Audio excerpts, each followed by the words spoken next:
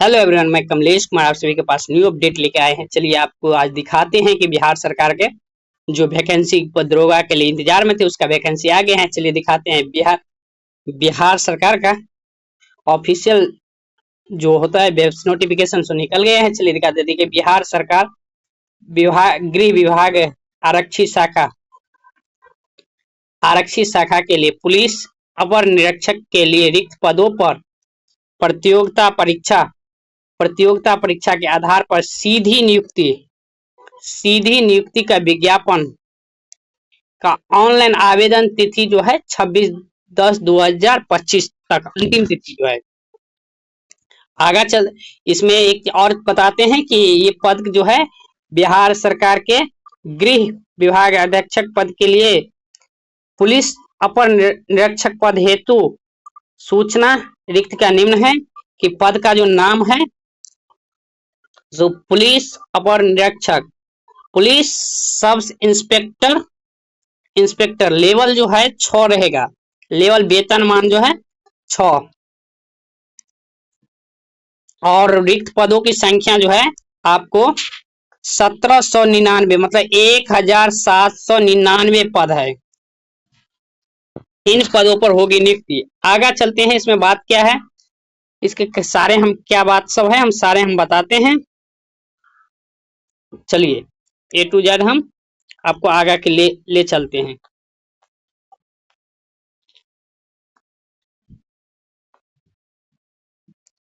आवेदन जो पात्रता था इसका सो देखिए, आवेदन पात्रता जो है भारतीय नागरिक होना चाहिए, इंडियन होना चाहिए। उसके बाद पुरुष एवं महिला एवं थर्ड जेंडर आवेदन कर सकते हैं, तीनों जेंडर आवेदन करते हैं। दूसरा है अभ्यर्थी शैक्षणिक योग्यता 1/8/2025 तक किसी भी मान्यता प्राप्त विश्वविद्यालय से स्नातक पास होना चाहिए। मतलब इसमें जो आवेदन करेगा उसको स्नातक पास होना चाहिए। दूसरा बात है, चलिए दिखाते हैं, उम्र सीमा की गणना जो होता है सो उम्र सीमा की गणना 1/8/2025 के आधार पर किया जाएगी, परंतु वैसे अभ्यर्थी जो जिसका दिनांक 1/8/2024 को भारत सरकार मतलब सरकार द्वारा निर्धारित अधिकतम उम्र सीमा धारित है उसे ही करेंगे। मतलब 1 अगस्त 2024 एक आधार पर इसका उम्र सीमा लेगा। उसके बाद अभ्यर्थी को जो होना चाहिए, अभ्यर्थी को उम्र सीमा 1/8/2025 को मैट्रिक अथवा समकक्ष प्रमाण पत्र के अनुसार होना। मतलब आपको जो उम्र है ना जो मैट्रिक का होना चाहिए वो 1 अगस्त 2025 के अनुसार होना चाहिए। अधिकतम उम्र सीमा जो है 37 वर्ष, न्यूनतम 20 वर्ष होना चाहिए और अधिकतम उम्र 37 वर्ष होना चाहिए। महिलाओं के लिए न्यूनतम 20 वर्ष होना चाहिए और अधिकतम 40 वर्ष होना चाहिए महिलाओं के लिए। पुरुष के लिए और पिछड़ा अति पिछड़ा जाति के लिए बताते हैं, न्यूनतम पुरुष एवं महिला के लिए न्यूनतम 20 वर्ष होना चाहिए, अधिकतम 40 वर्ष होना चाहिए। नोट देखिए, अभी बिंदु जो है अभ्यर्थी को न्यूनतम उम्र सीमा की गणना 1 अगस्त 2025 के अनुसार गणना किया जाएगा और मैट्रिक में जो है 1/8/2024 के अनुसार होना चाहिए। आगे चलिए बताते हैं, अभ्यर्थी को मैट्रिक के अनुसार प्रमाण पत्र के अंकित जन्म तिथि के आधार पर होना। मतलब आपको मैट्रिक में जो उम्र सीमा है उन्हीं अनुसार का होना चाहिए। चलिए अभ्यर्थी का शारीरिक मापदंड क्या होता है, कितना सारे हम बताते हैं। अभ्यर्थी को शारीरिक मापदंड जो है ऊंचाई, सीना, वजन कोई भी अंक दे नहीं है होगा, परंतु नहीं हो अभ्यर्थी का असफल घोषित किया जाएंगे। ऊंचाई जो है अनारक्षित वर्ग के समान वर्ग, मतलब अनारक्षित वर्ग जिसको समान वर्ग करते हैं, पिछड़ा वर्ग के पुरुष के लिए न्यूनतम 165 सेंटीमीटर होना चाहिए और अत्यंत पिछड़ा अनुसूचित जनजाति पुरुष वर्ग के लिए न्यूनतम 160 होना चाहिए। सभी वर्ग के महिलाओं को जो होता है तो 155 सेंटीमीटर होना चाहिए हाइट।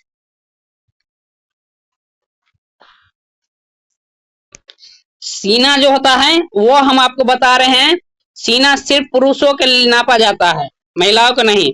पुरुष को अनारक्षित वर्ग और पिछड़ा वर्ग के अत्यंत पिछड़ा वर्ग के पुरुष को बिना फुलाए आपको 81 सेंटीमीटर होना चाहिए, आप फुला के आपको 86 सेंटीमीटर होना चाहिए। और अनुसूचित जाति और अनुसूचित जनजाति पुरुष को बिना फुलाए आपको 79 सेंटीमीटर होना चाहिए और फुलाकर आपको 84 सेंटीमीटर होना चाहिए। आगे चलते हैं। फुलाने के बाद सीमा जो होता है ना, सीना के कम से कम 5 सेंटीमीटर अनिवार्य फूलने के बाद रहना चाहिए होगा। और महिलाओं को सीमा नहीं मापी जाती है, हम पहले आपको बता दिए थे। वजन मतलब वेट कितना होना चाहिए, वजन सभी वर्ग के महिला उम्मीदवार को न्यूनतम 48 किलो होना अनिवार्य है। किन्नर, कोथी, हिजड़ा, ट्रांसजेंडर को अभ्यर्थी को शारीरिक मापदंड तथा दक्षता परीक्षा में मापदंड पिछड़े वर्ग के महिलाओं के अनुसार होना चाहिए। योग्यता जो है, योग्यता नियुक्ति की प्रक्रिया जो होता है ना, आपको लिखित परीक्षा होगा, लिखित आपको परीक्षा होगा। प्रथम चरण में 200 अंक के परीक्षा होंगे, कुल 100 प्रश्न संख्या रहेगा, 2 घंटे का समय मिलेगा। उसमें आपको 30% से कम अंक जो लाएगा उसको मुख्य परीक्षा के लिए असफल घोषित किया जाएंगे और इस परीक्षा में 20 गुना रिजल्ट होगा, मुख्य परीक्षा में अनिवार्य है। अगला चलते हैं दूसरे चरण में। द्वितीय चरण में जो होगा मुख्य परीक्षा, उसके बाद कहते हैं प्रारंभिक परीक्षा। जो मुख्य परीक्षा, प्रारंभिक परीक्षा का मुख्य परीक्षा जो है, मुख्य परीक्षा में सफल जो होंगे उसको मुख्य परीक्षा में सम्मिलित होने का अवसर दिया जाएगा। उसे मुख्य परीक्षा में 2 पत्र होंगे। प्रथम प्रश्न में 200 अंक के होंगे जिसमें समान हिंदी 2 घंटे का होगा और द्वितीय में आपको 100 अंक के होंगे, 100 अंक के होंगे जिसमें 30 अंक न्यूनतम होना अनिवार्य है और अन्यथा उनसे अधिक होगा तो आपको अच्छा रहेगा, कम रहेगा तो निकाल दिया जाएगा। सामान्य हिंदी में आपको प्राप्तांक मेधा सूची का निर्धारण नहीं जोड़ेगा, आपको हिंदी जो एग्जाम होगा उसमें मेधा सूची का नहीं जोड़ा जाएगा। द्वितीय प्रश्न पत्र का समान अध्ययन विज्ञान एवं नागरिक शास्त्र एवं इतिहास भूगोल 200 अंक के प्रश्न पूछे जाएंगे। अब चलिए आप बता देते हैं कि इस दौड़ में, दौड़ जो होता है आपको 1 किलो पुरुष के लिए 1 किलो 600 मीटर मतलब 1600 मील आपको 6 मिनट 30 सेकंड में सफल हो घोषित होंगे यदि कर देंगे तो। और सभी महिलाओं के लिए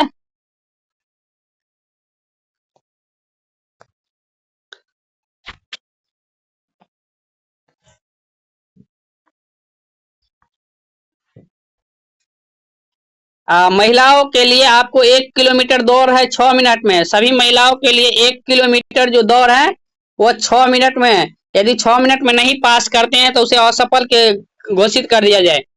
ऊंची कूद जो है, ऊंची कूद उसमें हम आपको बताते हैं सभी कोटि के पुरुष को लिए न्यूनतम 4 फीट आपको कूदना पड़ेगा। 4 फीट से कम कूदने पर पुरुष को अभ्यर्थी को असफल घोषित किया जाएगा और सभी महिला कोटि के लिए न्यूनतम 3 फीट कूदना है। 3 फीट से कम कूदने पर उसको असफल घोषित कर दिया जाएगा। लंबी कूद जो होता है, लंबी कूद के बारे में हम बताते हैं।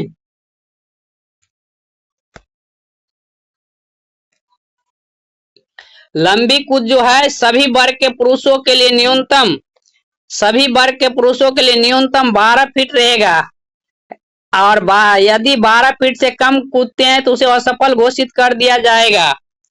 सभी कोटि के महिलाओं के लिए 9 फीट रहेगा, सभी कोटि के महिलाओं के लिए 9 फीट रहेगा, 9 फीट रहेगा। यदि 9 फीट से कम कूदते हैं तो उसे असफल घोषित कर दिया जाता है।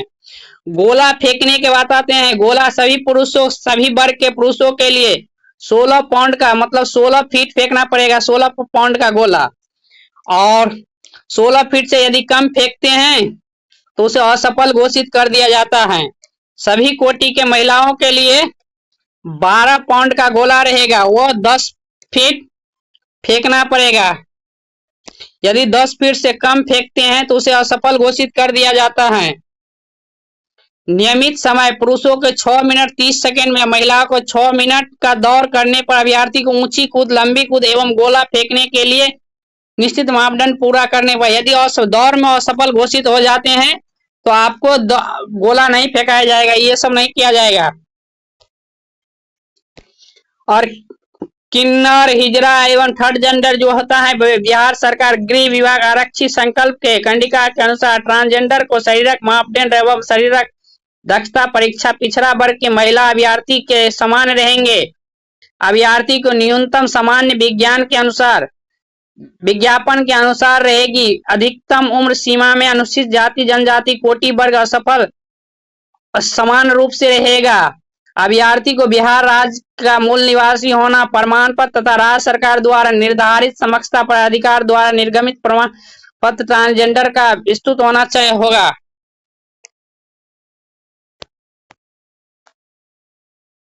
आगे मेधा सूची जो है, आपको मेधा सूची में बता देते हैं कि उपरोक्त नियुक्ति हेतु चयन के लिए अंतिम रूप से अभ्यर्थी को मेधा सूची में परीक्षा में प्राप्त अंक के आधार पर मेधा क्रम आरक्षण कोटिवर तैयार किया जाएगा। लिखित परीक्षा में 2 या 2 से अधिक अभ्यर्थी को समान अंक प्राप्त करने की दशा में उनके स्थान का निर्धारण जन्म तिथि के आधार पर किया जाएगा। अधिक उम्र वाले को अभ्यर्थी का मेधा सूची के ऊपर रहेंगे।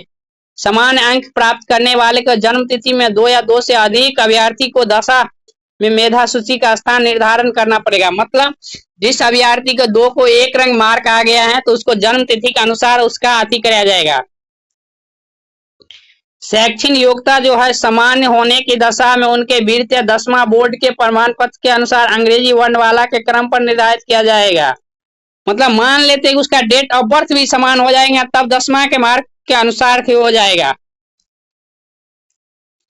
मुख्य परीक्षा के तैयारी करने पर जाने वाले अंतिम मेधा सूची में अनुसूचित जाति और जनजाति महिला अभ्यर्थी को 32%, अत्यंत पिछड़ा वर्ग की महिला को 34%, वर्ग के अभ्यर्थी को न्यूनतम अर्हता को 36.5%, अभ्यर्थी को सामान्य वर्ग के अभ्यर्थी को न्यूनतम 40% होगा।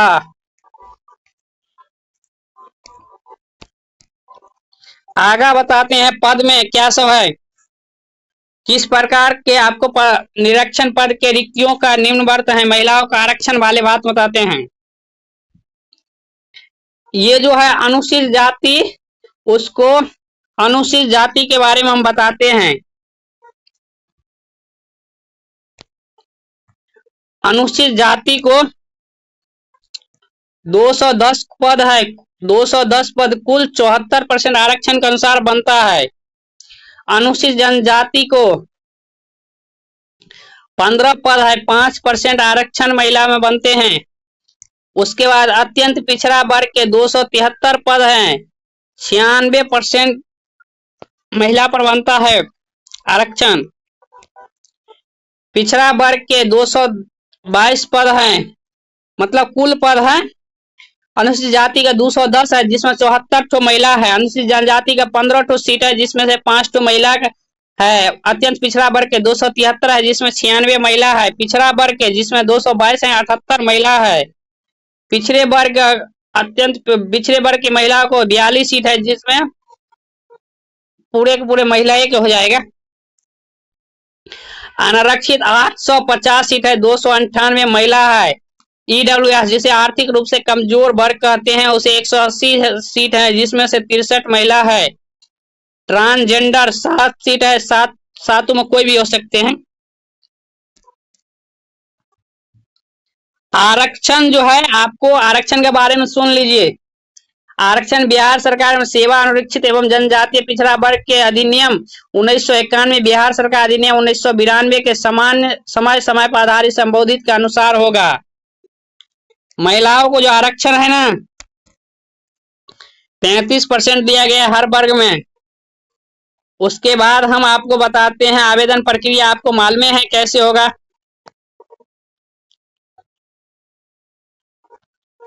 आप अपना रजिस्ट्रेशन कर लीजिएगा। आवेदन का जो होता है आवेदन के में आपको, चलिए स्पीड में हम बताते हैं ऑनलाइन आवेदन भरने के।